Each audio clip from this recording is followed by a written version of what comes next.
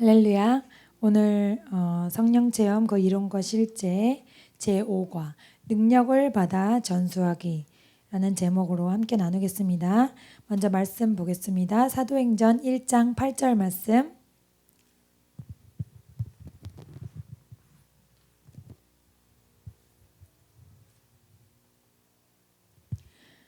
사도행전 1장 8절 합독하겠습니다. 시작. 오직 성령이 너희에게 임하시면 너희가 권능을 받고 예루살렘과 온 유대와 사마리아와 땅끝까지 이르러 내 증인이 되리라 하시니라. 아멘. 능력을 받아 전수하기라는 거입니다. 그래서 성령의 능력에 대해서 자세하게 오늘 나누겠습니다. 먼저 목사님께서는 첫 번째 재미있는 간증이나 이야기를 통해서 시작하시죠. 그래서 오늘도 이야기가 소개되어 있습니다. 목사님의 신학교 친구 중에 벤이라는 분이 계신데요. 그분이 이제 신학교 시절 중에 가장 친한 분 중에 한 분이셨는데 그분이 갑자기 전화를 하셨다는 거예요. 오랜만에. 그래서 전화를 하셔서 이렇게 말했어요. 자네는 날 도와줘야 하네. 기독교인의 삶에서 내가 지금 알고 있는 것보다 뭔가가 더 있을 것 같은데 만약 이것이 전부라면 난 더 이상 믿음 생활을 할 수가 없을 것 같아. 내가 왜 자네에게 전화했는지는 잘 모르겠는데 기도하는 중에 자네라면 내게 답을 줄 수 있을 것 같다는 느낌이 들었다네 하면서 전화를 했다는 거예요. 근데 이 친구는 어떤 친구냐 하면 지식적으로 굉장히 깊은 것을 소유한 교인이었대요. 그래서 높은 지성을 소유했고 방에는 위대한 신학자들의 걸작으로 가득 차 있었고 또 신학적인 어떤 내용을 가지고 논쟁하는 것을 좋아했고 그리고 그럴 만한 지식도 갖고 있는 그런 친구였는데 그런데 이제 그가 지성적인 믿음으로는 더 이상 만족할 수 없는 어떤 지점에 다다랐다는 거죠. 그래서 교리를 뛰어넘는 무언가가 기독교인의 삶에 현실적으로 있을 것이다 라고 느끼면서 그것을 간절히 찾던 중 이 목사님이 생각났다는 거예요. 그래서 서로 만나지 않은 지도 꽤 됐었고 갑자기 이런 전화를 받는 것도 굉장히 놀랐는데 이런 지적인 신앙인이 어떤 체험에 대해서 그 지적인 것 이상에 대해서 자신에게 묻는 것도 놀랐는데 또 한 가지는 성령님이 자신을 만나주신지 본인도 원래 그런 사람이었잖아요. 근데 자신을 찾았다는 게 놀라운데 그 시기가 성령님을 경험한 지 1년이 안 됐을 때래요. 그래서 그 전에 연락했으면 아마 대답을 잘 못 해줬겠죠. 그래서 그러면 만나자 해서 약속을 정해서 집으로 갔나 봐요. 그래서 성령님이 자기 인생에 어떻게 나타나셨고 우리가 1과에서 2과에서 나눈 내용들 있잖아요. 그래서 성령님이 내 삶을 만지셨고 나타나셨고 방언을 말하게 됐고 능력이 임하게 됐고 막 하나님이 나와 함께 하신 게 느껴지고 그런 것들을 막 간증을 하면서 했더니 완전히 무슨 사탕 가게에 와 있는 어린애처럼 나도 그럼 그런 성령님 좀 만나볼 수 없냐고 그렇게 하는 거예요. 그래서 이분이 그러면 같이 기도를 하자. 그리고 찬송을 부르고 혹시 생각나는 죄가 있으면 회개를 하라고 그렇게 하고 성령님 오시옵소서 하고 안수기도를 해줬대요. 친구에게. 그런데 아무 일도 안 일어났대요. 그래서 친구가 너무너무 실망을 한 거예요. 아, 너는 경험했는데 왜 나는 안 되냐. 그래서 실망을 하고 또 목사님도 실망하셨대요. 아, 내가 경험한 그 성령님을 경험하게 해줄 수만 있다면 너무 좋을 것 같은데 왜 안 되지?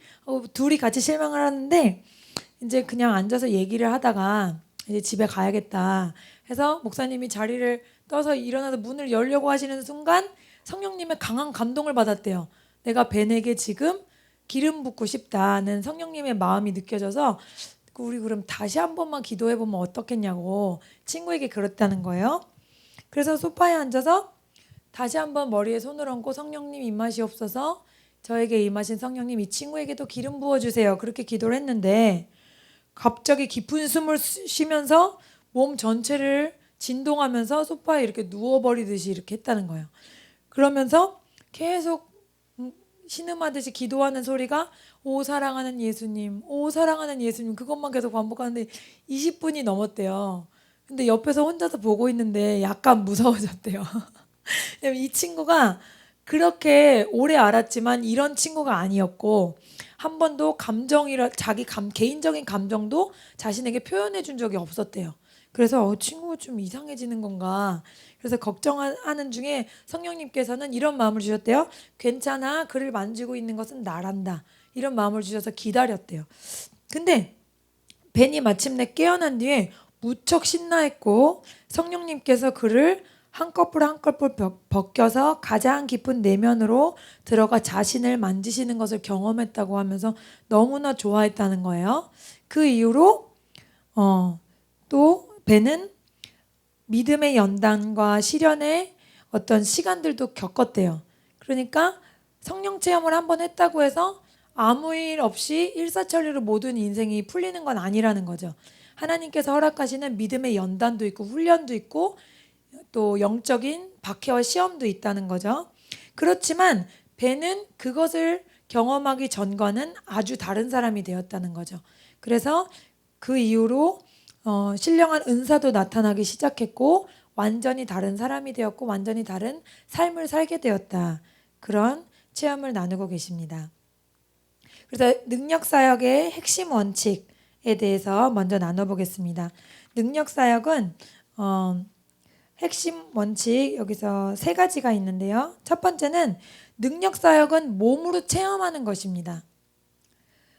능력사역 말고 내주사역이 있다 그랬죠. 성령님이 내주사역은 내 안에서 성령님이 나의 성품을 갈아엎으시고 새롭게 하시고 깎으시고 변화시키시고 하나님의 거룩하심에 다다를 때까지 하시는 거고 내 안에 예수님을 구주로 영접했을 때 성령님께서 자연적으로 들어오시는 것이기 때문에 몸으로 어떤 증거가 나타나거나 달라지지는 않아요.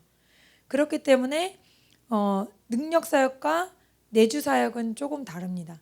그래서 내주사역은 밖으로 나타나지 않지만 능력사역은 실제적으로 몸으로 체험하게 됩니다.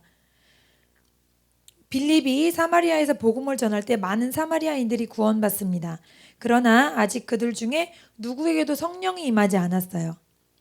그래서 예루살렘 교회에서 베드로와 요한을 보내서 사마리아인들에게 안수하니까 그들에게 눈에 보이면서도 확실한 성령 체험을 하게 됩니다. 그래서 이 극적인 체험을 보고 놀라서 마술사 아시죠? 하나님의 영을 비롯하지 않은 다른 영으로 이렇게 뭐 점을 보거나 미래를 얘기하는 그런 마술사가 시몬과 베드로에게 돈을 줄 테니까 이런 능력도 나도 좀 나눠달라고 그렇게 해서 이렇게 너 저주받을 얘기 하지 말라고 혼난 장면이 있잖아요. 그래서 이런 극적인 체험을 하게 된다는 거죠. 성령 사역은 극적인 체험을 동반할 때가 많다는 것입니다. 그래서 이것이 바로 성령님의 능력과 만나는 것입니다. 하나님을 체험하는 것을 이렇게 사람들에게 나누면 많은 성도들이 뭐가 좀 거리껴 하거나 뭐 좀 이상하지 않아? 불편하게 생각하는 부분들이 있고 또 어떤 분들은 그런 건 좀 무서운 거 아니야? 이렇게 두려워하는 성도들도 있다는 거예요. 그렇지만 성경에서는 이 하나님이 자신을 나타내셔서 우리에게 가까이 오시고 우리와 함께 하셔서 자신을 이렇게 경험하게 하시는 것. 이게 성령 능력을 체험하는 거잖아요. 성령의 능력을 이것을 기뻐하신다는 거죠. 전혀 이상하거나 또 잘못된 것이 아니고 두려운 것도 아니라는 거죠. 그래서 다윗은 성경의 수많은 인물들이 주저없이 하나님을 경험하기를 추구했고 갈망했고 특히 시편의 다윗은 하나님의 임재를 경험하기를 갈망한다는 말을 수없이 했어요. 그래서 성경은 성령의 능력 사역이 체험적인 것이라고 일관되게 가르치고 있습니다. 능력 사역을 통해서 때로 방언과 예언도 자주 나타난다고 사도행전에 말씀하고 계시고요. 오늘날도 마찬가지로 성령님의 능력을 체험할 때 방언이나 예언이 자연스럽게 나타납니다. 근데 이 두려움에 대해서도 저도 약간 경험을 했었던 게 제가 그토록 방언을 받고 싶어 했고 또 간구했었지만 막상 오늘 방언을 받는다고 하니까 뭔가 모를 두려움이 있더라고요. 뭔가 내가 어떻게 되는 건가? 뭐 이상하게 되는 건 아닌가? 그리고 먼저 방언하는 사람들이 약간 너무 광신도 같이 보이기도 하고 그런 약간의 두려움이 있었어요. 그러나 그런 것들은 전혀 잘못된 생각이라는 거죠. 성령님께서는 다양한 방법으로 일하시는데 성령이 강력하게 역사하시는 곳에 가면 저도 가보면 이제 막 귀신이 떠나갈 때도 있고 그 자리에서 그냥 소리를 지르면서 사람이 넘어지면서 나갈 때도 있고 또 바로 방언을 받을 때도 있고 막 몸을 떨면서 이런 어떤 현상을 나타낼 때도 있고 막 울면서 깊은 회개를 할 때도 있고 다양한 어떤 호출 카드, 목사님이 말씀하신 호출 카드가 나타납니다. 그건 무슨 뜻이냐면 지금 내가 너를 만나고 있다. 내가 너에게 능력을 입혀주는 중이다. 이런 뜻이라는 거예요. 그래서 성령님의 임재에 따른 현상은 사람에 따라 매우 다양하게 나타납니다. 그것을 뭐 이상하다고 여기거나 뭐 잘못됐다고 여겨서는 안 된다는 거죠. 또 어떤 장소에서는 뭐 금가루가 떨어지고 뭐 그러기도 해요. 근데 어떤 분들은 그 가루라는 현상 자체에 집착하기도 하는데 그것은 조금 잘못된 것이고요. 그런 현상을 통해 어떻다? 성령님이 자신을 나타내기 원하신다. 그 핵심을 알아야 된다고 생각합니다. 그래서 여러 가지 다양한 반응들이 있고 또 신체적인 변화들이 있다 하더라도 여러분이 놀라지 마시라는 것. 예. 그리고 두 번째, 능력사역은 몸으로 체험하는 것에 이어서 두 번째는 능력사역은 갑자기 임하는 것입니다. 성령의 내주사역은 점진적인 변화를 통해서 우리의 내적 성숙을 이루어 가시는 것이 목적인데 능력사역은 갑자기 쏟아부으십니다. 어느 날. 그래서 초신자라 하더라도 이 능력사역을 기름 부음 받아 어떤 예언을 할 수도 있고 방언을 할 수도 있고 병 고침을 경험할 수도 있고요. 이것이 어떤 믿음의 연조가 오래됐다 그래서 성령 사역이 나타나게 되는 건 아니라는 거죠. 믿고 그것을 사모하는 자에게는 언제든지 나타날 수 있다는 거예요. 그래서 경험하지 못하는 사람의 다수는 하나님의 능력이 나를 통해서도 역사할까 하는 그런 의문점이 있고 또 하나는 그렇게 능력을 구하는 건 잘못된 거야. 처음에 목사님이 생각하셨듯이 성경에서만 있는 일이야 라고 그런 생각에 사로잡혀 있는 사람에게는 이런 능력을 경험할 수 없다는 거죠. 그렇지만 성경에는 하나님의 능력과 은사를 간절히 사모하라고 가르칩니다. 사도 바울도 주저함이 없이 이 능력을 더 받기를 사모했습니다. 능력 없는 기독교인으로 사는 것이 거룩하거나 영적인 것이 절대 아닙니다. 하나님은 모든 성도가 능력 있는 삶을 살기를 원하십니다. 세 번째, 능력 사역은 계속해서 부어져야 합니다. 한번 성령 세례를 체험했다고 해서 그것으로 끝이 나면 안 됩니다. 한번 성령 세례를 통해서 방언을 말하게 됐거나 신령한 하나님의 세계를 경험했다고 해서 그것으로 만족해서는 안 되고 한번 충만함을 입었다고 해서도 계속 채워짐을 받아야 하는 것입니다. 그래서 여러분이 주일 예배 이후에도 이렇게 수요 예배나 금요 예배 또는 새벽 예배에 나와서 말씀을 듣고 기도해야 되는 이유가 여기에 있습니다. 이 성령의 충만함은 한번 채워졌다고 해서 그대로 그냥 가는 것이 아니에요. 자동차의 기름을 움직이면서 사용하듯이 우리도 세상에서 일하면서 또 세상시는 막이기 때문에 그 세상 사람들과 그냥 생활하는 것 자체가 우리에게는 영적 에너지를 사용하는 것일 수 있거든요. 그렇기 때문에 끊임없이 새 힘으로 충족을 받아야 합니다. 그래서 여러분이 살아있는 예배, 하나님이 받으시는 예배, 여러분의 중심이 하나님께 드려지는 예배를 들으셨다면 그 시간에 하나님의 영으로부터 새로운 능력을 받으시는 거예요. 그래서 이 능력의 새로운 채워짐이 없이는 믿는 사람으로서 사는 것이 불가능하다고 할 정도로 굉장히 힘듭니다. 왜냐하면 영적 싸움이 있기 때문에. 그래서 계속해서 채워짐을 받는 장면도 성경에서 나오는데요. 베드로와 다른 제자들이 사도행전 2장에서 체험을 받고 또 다시 기도하니 또 체험을 받는 것을 4장에서 볼 수 있습니다. 신약에서 능력사역에 여러 단계가 있는 것을 볼 수 있습니다.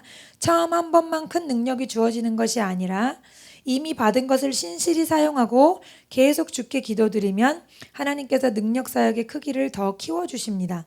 처음 한 번에 만족하지 말고 한없이 공급하시는 주님의 능력 안에 거하기를 사모하셔야 합니다. 예. 그래서 저도 이제서 시작이지만 더 사모하고 더 큰 은사를 사모하라는 고린도전서 12장의 말씀을 붙잡고 계속 매일매일 기도하고 있습니다. 근데 모든 이런 신령한 세계는 방언으로 시작된다고 하더라고요. 일반 한국말로 기도해도 좋은데 한국말로 기도해도 병 고치시고 그런 분 계세요. 근데 거의 대부분의 성도분들이 저도 그렇고 한국말로는 온 세상 기도 다 해도 1시간 넘기가 힘들어요. 근데 방언으로 기도하면 성령님이 나를 사로잡으셔서 기도할 때 시간 가는 줄 모르고 기도할 때도 있거든요. 그러면 큰 능력, 큰 기름 부으심이 임하게 되는데 한국말로 기도하면 아무리 많이 기도해도 힘들더라고요. 생각도 잘 안 나고 기도 제목도.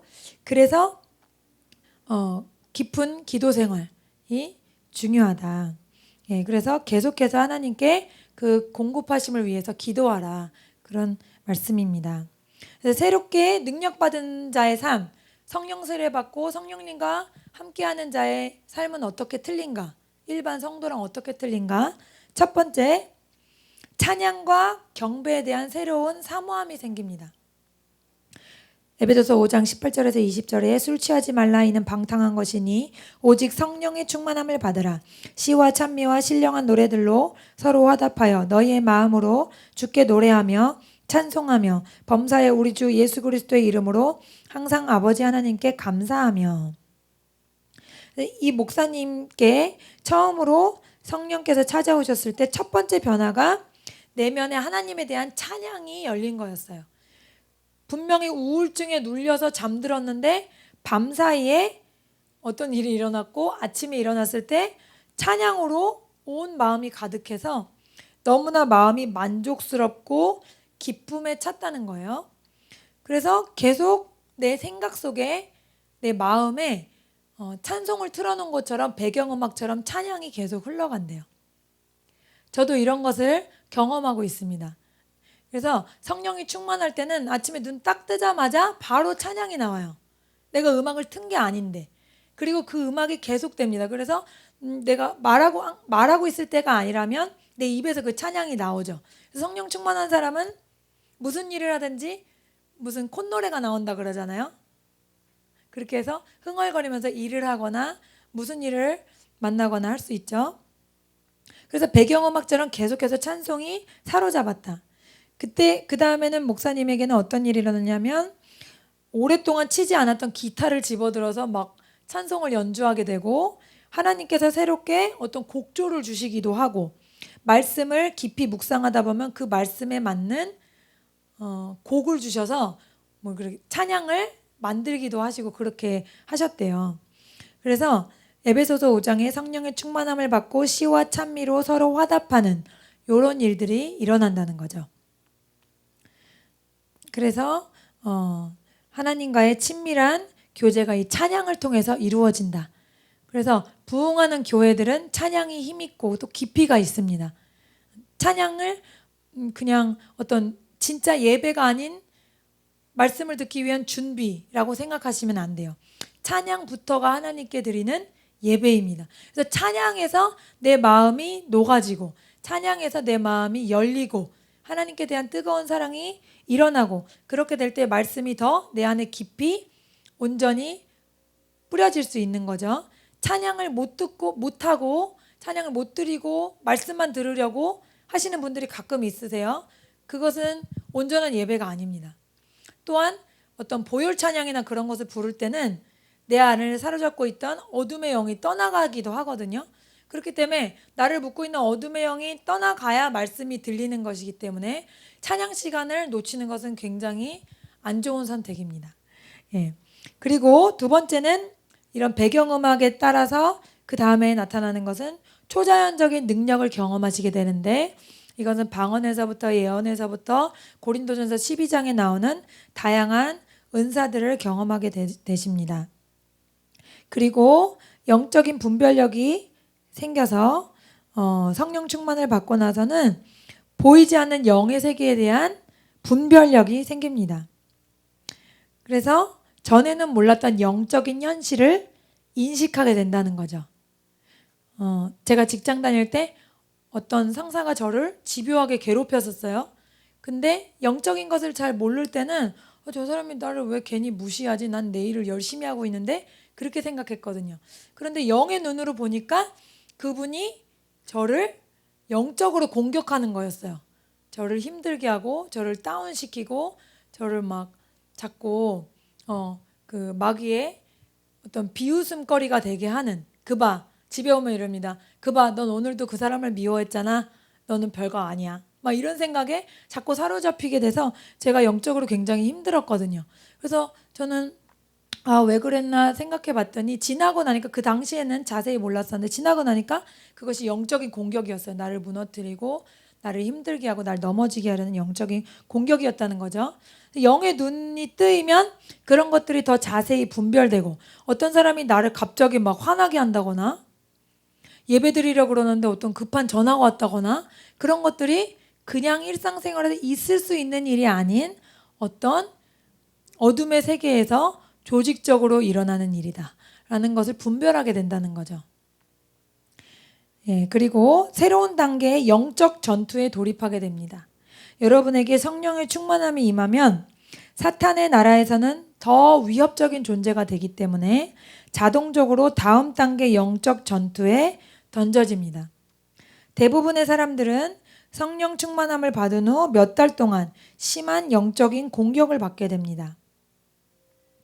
이 영적 공격은 에베소서 6장에 복음의 전신갑주를 입는 것을 배울 때까지 계속됩니다. 하나님은 원수가 압박해서 우리가 패배하는 것을 원하지 않으십니다. 우리가 항상 승리하도록 하나님께서는 이미 모든 것을 공급해 놓으셨습니다. 우리가 전신갑주를 얼마나 중대하게 여기느냐에 따라서 우리가 그것을 힘입어 이겨나갈 수가 있습니다. 그리고 마지막으로는 사역에 대한 무장입니다. 성령 세례를 받는 목적은 오직 성령이 너에게 임하시면 너희가 권능을 받고 예루살렘과 온 유대와 사마리아와 땅끝까지 이르러 내 증인이 되리라 라고 사도행전 오늘 말씀에 말씀하신 것처럼, 성령이 임하는 목적이 성도를 무장시켜서 전도하게 하려는 것인 거죠. 개인을 변화시키시고 그 개인의 변화를 통해서 온 땅을 하나님의 능력으로 제자 삼는 것입니다. 지난 시간에 말씀드렸듯이 어둠의 나라, 원수 마귀의 나라와 하나님의 나라가 지금 이 세상에는 공존하고 있습니다. 우리가 한 명이 얼마나 더 깊이, 얼마나 더 친밀하게 하나님과의 교제를 통해서 변화되느냐에 따라서 더 큰 영역을 지배할 수 있게 되는 거죠. 그래서 하나님께서는 우리에게 할 일을 주셨고 원수에게 빼앗긴 나라를 찾아오길 원하십니다. 사탄의 포로된 자들을 풀어주는데 도구가 되길 원하십니다. 그래서 이것을 위해서 능력을 부어주시는 것입니다. 데살로니가 교회에서는 어떤 종류의 성도들이 나타났냐면, 속사람은 많이 변화됐어요. 품성은 변화돼서 성령님의 하나님의 거룩한 성품을 나타내는데 반대로 능력은 별로 없는 거예요. 그래서 데살로니가 교회의 성도들에게 바울이 이런 말씀을 했습니다. 성령을 소멸치 말며 예언을 멸시치 말고 범사에 헤아려 좋은 것을 취하라 라는 말씀을 5장 19절에서 21절에 했습니다. 그들은 예수님의 성품은 많이 닮아갔지만 성령의 능력 받는 것에는 별로 관심이 없었던 거죠. 하나님께서는 우리가 내면적인 변화와 동시에 능력도 힘입기를 원하십니다. 그것을 항상 잊으시면 안 돼요. 내가 이 정도 신앙생활에서 이제는 옛날처럼 내가 화도 안 내고 사람을 용서하기도 좀 더 쉬워졌어요. 너무 감사해요. 하지만 이제 예수님의 이름으로 병을 고치거나 다른 사람의 마음을 묻고 있는 어둠의 영을 쫓거나 위로해주거나 그런 것들은 아직 저는 못하겠어요. 그러면 안 된다는 거죠. 두 가지가 동시에 성장하길 원하신다는 거죠. 성령의 능력 사역 때문에 혼란이 일어날 수 있다고 전에 말씀드렸어요. 은사를 받았다고 해서 그것을 바로 사용할 수 있는 것이 아니라 그것이 성숙하게 될 때까지 시간이 필요하다. 그러나 그것 때문에 예언을 금하고 또 은사를 사모하지 말라는 식으로 가르쳐서는 안 된다는 거예요.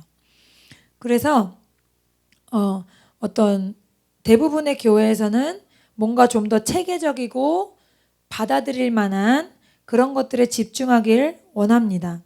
하지만 바울도 능력이 나타나는 것을 거부함으로 성령을 근심시키는 것에 대해서 이렇게 경고를 했습니다. 예, 그래서 여러분이 능력으로 무장해서 주님의 일을 효과적으로 수행하는 것을 원하신다는 것을 잊지 마시기 바랍니다. 능력을 받을 때 이런 분들이 있습니다. 이 목사님처럼 굳이 구하지 않았는데도 어느 날 성령님이 찾아오실 때가 있어요.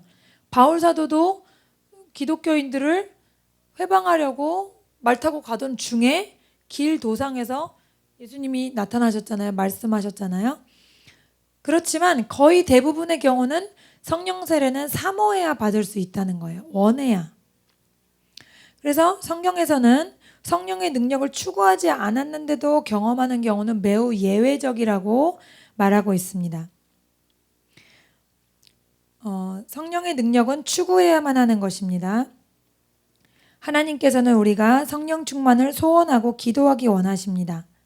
이 방법에는 다양한 것들이 있어요. 옛날에는 방언 받을 때 뭐 할렐루야를 말을 빨리 하라고 하는 그런 것들이 있었고, 또 제가 방언 받을 때는 그 교회 목사님은 회개 기도를 위해서 예수님 저의 죄를 용서해 주세요. 용서해 주세요. 그것만 반복을 빨리 하래요. 그리고 그 다음에 그 회개가 충분히 되면은 예수님 사랑합니다. 저를 만나 주세요. 그렇게 기도하라 그러더라고요. 반복적으로. 근데 저는 그거를 하려고 마음을 먹고 앞에 앉는 순간 그냥 방언이 나왔어요. 그러니까 어떤 방법적인 건 중요하지 않다는 거죠. 또 어떤 교회에서는 막 음악을 크게 틀어놓고 거기 그 어떤 그 분위기에 휩쓸려서 한번 방언을 하도록 해보라는 그런 분들도 계시지만 그런 방법들이 다 잘못된 것이 아니라 각각 자기에게 맞는 방법들대로 하시면 되는 것이고, 중요한 건 하나님의 능력을 받기 위한 외적인 형태나 방법, 사역의 모양은 중요하지 않고 주님을 갈망하는 그 마음의 중심과 능력에 갈급해하는 심령이 중요하다는 거죠. 여러분 마음속에 저도 그런 것을 경험하고 싶어요. 저도 능력 있는 하나님의 사람이 되고 싶어요. 저도 능력 전도하고 싶어요. 그런 마음의 중심을 가지신다면 하나님께서 당연히 여러분을 만나주시고 또 여러분을 통해서 일하시기를 기뻐하신다는 겁니다. 그래서 능력을 받는 열쇠들에 대해서 말씀드리고 마치겠습니다. 첫 번째는 가장 중요한 요소입니다. 첫 번째는 기도하는 것입니다. 기도. 누가복음 11장 13절에 너희가 악할지라도 좋은 것을 자식에게 줄 줄 알거든 하물며 너희 하늘 아버지께서 구하는 자에게 성령을 주시지 않겠느냐 하시니라. 그러셨어요. 그래서 구하는 자에게 아버지께서 성령의 능력을 주신다고 말씀하십니다. 사도행전 1장 14절에도 사도들이 하나 되어서 끊임없이 드리는 기도를 하던 중 사도행전 2장에서 성령 충만함을 받게 됩니다. 그리고 또 사도행전 4장에서 소리 높여 함께 하나님께 기도할 때 다시 성령의 충만함을 받았습니다. 그래서 하나님께 믿음의 고백을 드리는 마음의 중심이 있어야 하고, 또 이런 믿음의 표현 중 하나는 받을 때까지 포기하지 않고 기도하는 것입니다. 포기하지 않고 계속 기도한다면 누구나 이 성령님의 만지심을 경험할 수 있다는 거죠. 기도가 가장 중요합니다. 두 번째는 임파테이션을 통해서 능력받는 법입니다. 임파테이션은 먼저 성령에 충만한 사람이 나를 위해서 기도해 줌으로써 그 안에 있는 성령님이 일하시도록 하시는 방법입니다. 그래서 전에도 잠깐 말씀드렸지만 목사님이 예배 후에 머리에 안수하시고 기름 부음을 위해 기도하시는 것, 그것은 아주 성경적인 방법이라고 할 수 있습니다.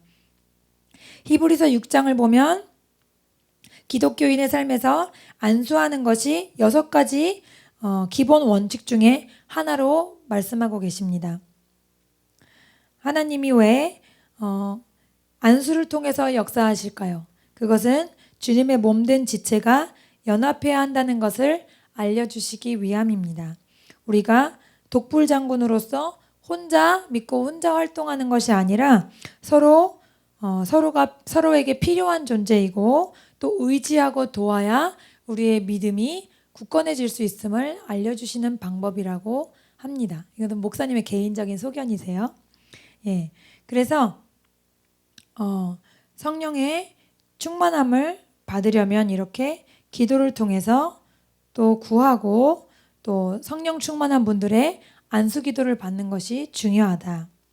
그래서 정리하면 성령의 능력을 여러분이 경험하시려면 찾으시고 능력을 원합니다 라고 기도하시고 하나님께 여러분의 중심을 드리는 성령 세례를 구하는 기도를 하시고 아무 일이 안 일어난다고 하더라도 실망하지 말고 계속 구하십시오. 그리고 오래 참음이 믿음의 표적이기 때문에 될 때까지 기꺼이 거듭 구해야 한다고 성경 여러 곳에서 말씀하고 계십니다. 그리고 기도하면서 말씀 연구와 말씀의 배움을 통해서 또 깊이 하나님과 교제하심에 따라 성령님과 깊은 만남을 준비하실 수 있습니다. 그래서 여러분들 모두가 이 성령님의 신령한 세계를 경험하시기 바랍니다. 예, 저도 성령 세례를 받고 나서 한 지금 9년 정도 된 것 같은데요. 제가 원하는 만큼은 기도를 못했어요. 너무나 저 자신에게 부끄럽지만 항상 더 많이 기도하고 싶은데 놀라운 건 성령 세례를 받기 전에는 기도하겠다는 욕구 자체가 없었어요. 의무적으로 기도했습니다. 기도하라고 했기 때문에 순종하려고 기도했고요. 그래서 매일 8시, 9시 시간을 정해서 직장 끝난 이후에 기도했었는데 성령 세례를 받고 나니까 하나님을 알고 싶어지더라고요. 어떤 물을 마시고 싶고 밥을 먹고 싶은 것처럼 식욕을 느끼는 것처럼 어떤 영적인 것이 저에게 욕구가 되었어요. 그래서 말씀을 더 듣고 싶고 성경을 더 읽고 싶고 기도를 더 하고 싶어졌습니다. 그런데 막 사모하는 만큼은 제가 다 못했어요. 그래서 하나님께 그것을 회개하고 싶고 그렇게 기도하면서 그래도 나름대로 이렇게 살아왔는데 점점 매년 달라지고 변화되는 것을 제가 느낍니다. 내면적으로도 그렇고 아직도 많이 변화돼야 하지만 내면적으로 그렇고 어떤 신령한 은사 면에서도 하나님께서 조금씩 열어주신다는 것을 느끼면서 너무나 기뻐요. 그래서 제가 늦게 믿었기 때문에 가장 아쉬웠던 점 한 가지는 하나님께 더 많은 시간을 드리지 못한 것, 그리고 그 시간 동안 세상 영에 사로잡혀 살았던 것, 그것이 너무나 후회돼서 하나님 빨리 능력 전도하게 해주시고 많은 믿지 않는 친구들 예수 앞에 인도할 수 있도록 기름 부어주세요. 그런 기도를 계속해서 드리고 있어요. 여러분도 그런 사모함을 더 달라고 하나님께 기도하시고 사모하는 심령에게 채워주신다고 했기 때문에 그런 목마름이 없으시다면 여태까지 책임감이나 의무감이나 순종해서 하셨다면 하나님 저에게 더한 사모하는 마음을 주셔서 주님을 깊이 경험할 수 있게 해주세요 하고 기도하시는 여러분이 되시기를 축복합니다. 예, 감사합니다.